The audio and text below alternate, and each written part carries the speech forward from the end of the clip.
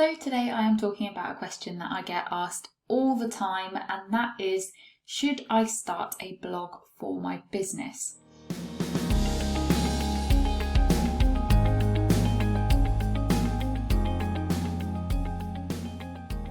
So hello, if you're new here, my name is Anna. I run a website design and online education business called Rosanna Design.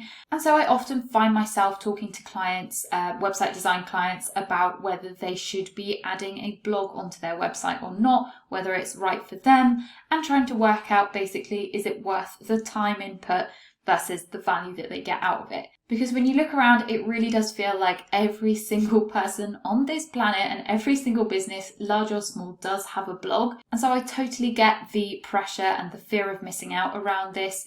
And it also does make you think sometimes, who's actually reading all of these blog posts? Is it actually worth it? So I've been blogging on my Rosanna business for the last 5 years on topics all about business, marketing, freelancing, all that good stuff. And I also have a personal lifestyle blog, which is based around Cornwall, which is where I live, and it's Cornwall's top performing lifestyle blog on Google. So when it comes to blogging, I have been consistently creating content for both of those businesses for a long time.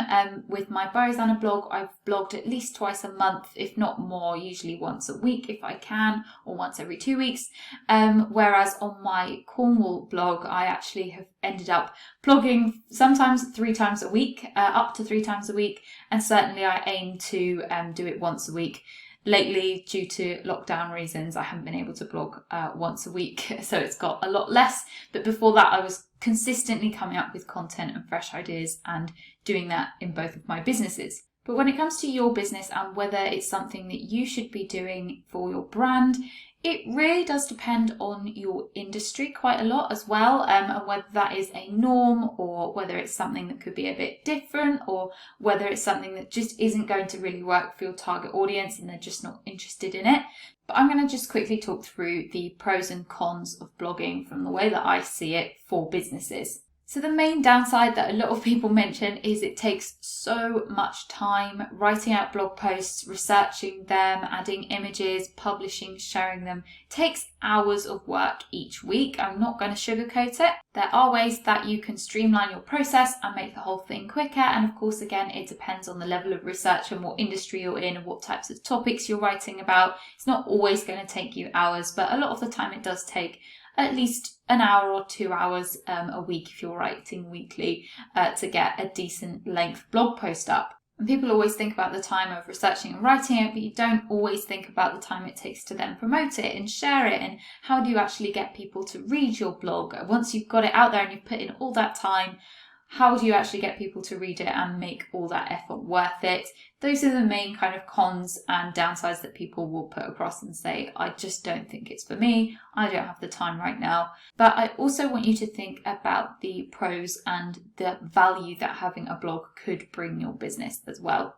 So one of the main reasons why a lot of people start thinking, oh, maybe I should have a blog, is because of the way that it can impact the SEO of your website. So SEO, search engine optimization, how your website appears in Google when people are searching for certain terms. If you have a regularly updated blog with good value, good quality and good length content, and your website is good authority and all of those other things as well that contribute to your overall authority in terms of the search engine's eyes, then having a blog can be really beneficial for you to actually get found for certain things in Google. Because it's regularly updated content, you're creating pages for Google to essentially read or index, and therefore you're going to hopefully show up for certain keywords that you've used in those blog posts, that you've used in your overall SEO strategy. So blogging can be really, really good for SEO, and I've personally found it to be really helpful for that.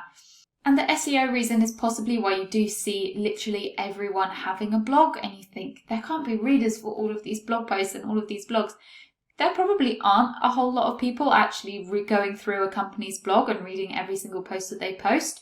But the reason why people do it is because you have people searching on Google that will then stumble across one of those posts, go and read the post, and then find out more about the company. So that's a big reason why a lot of people have blogs. The other great thing about blogging is it can really establish you as an expert if you are writing about topics that are specific to your industry, you are writing in a knowledgeable way, you're sharing your advice, your tips, your knowledge, and you're coming across as an expert.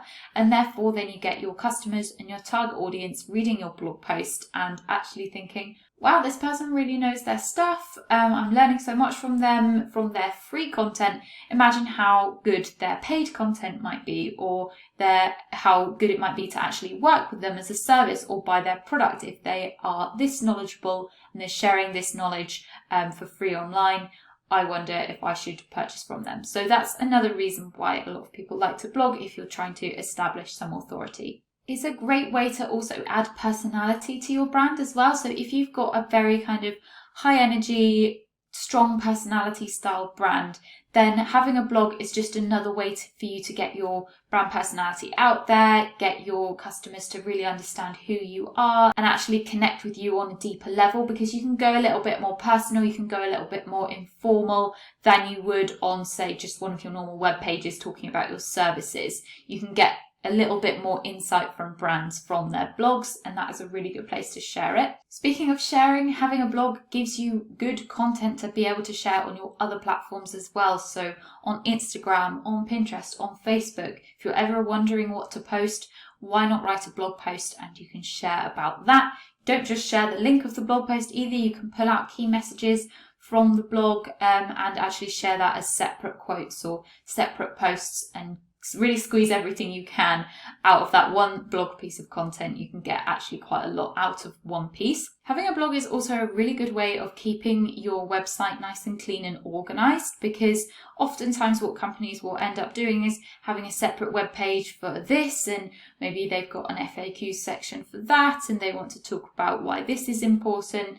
But having it all on a website can sometimes damage the user experience. You want it to be as clean and clear and not overwhelming as possible in terms of the website design. So what do you do with all that content? I would always suggest putting it into separate blog posts and listing it on your blog instead. It keeps the rest of your website clean. It acts as a great way still for Google to index those pages and for you to have more potential to be ranked. And people nowadays really do associate a blog as a place that might have extra references and knowledge and information about the things that they want to go deeper on.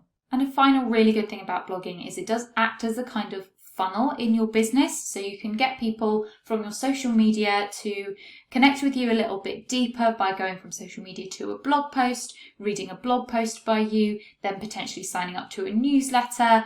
And then you've really got their attention and you've got their kind of personal connection there. And then you can actually sell to them from there, or you can sell to them from within a blog post, however you want to do it. But it does act as a really nice stage in your funnel to get people to connect with you a little bit more than just liking an Instagram post or leaving you a quick comment. In terms of when a blog can be really useful for a business, if you are a brand that has regular news, updates, launches, events, things that you want to keep people up to date with, but again, you don't want to make your website too messy, and maybe you want kind of a more official home for that information than just Instagram or Facebook, then you can use a blog to post all those updates on there and have that as a place where people can reference and go back to if they want to know what is current with your business. Also, again, if you are a business that needs to establish some expertise and show that you have knowledge in a certain area and that you're an authority and that people should trust you, having a blog, again, is a great place to do that. And like I say, if your brand has a big personality that you want to get across and get that more personal connection with your audience, then again, blog is a great place to do that. So your main considerations for whether you should actually start a blog or not should really be taking into account the time that it's going to take you, but versus the value that it's going to bring you, either SEO wise, either establishing yourself as an expert, getting your personality across. You need to work out how much that is all actually worth to you as a brand in your audience building and in terms of your funnels and things like that, versus the time that potentially it's going to take you depending on what topics you're writing and things like that.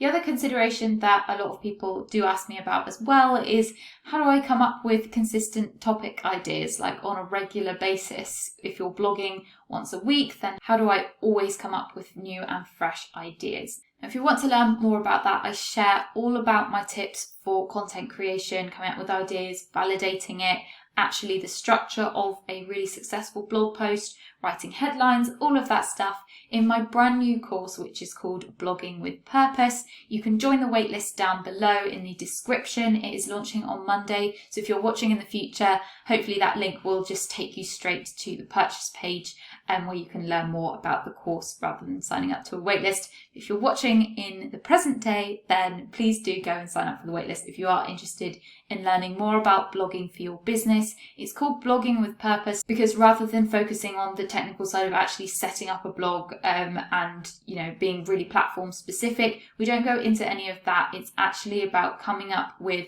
ideas for your blog posts on a regular basis, how to manage a blog strategically, how to share it, a little bit of background about SEO and all that stuff. So it's really for businesses that have already got a website and can easily set up a blog on their platform already, but they just don't know how to get started in terms of what content to write and how to go about it strategically so that it's actually worth your time. That is what this course is all about. So go and check that out. I hope this video was helpful if you are considering about setting up a blog. Thank you so much for watching, and I will see you again next week with another video.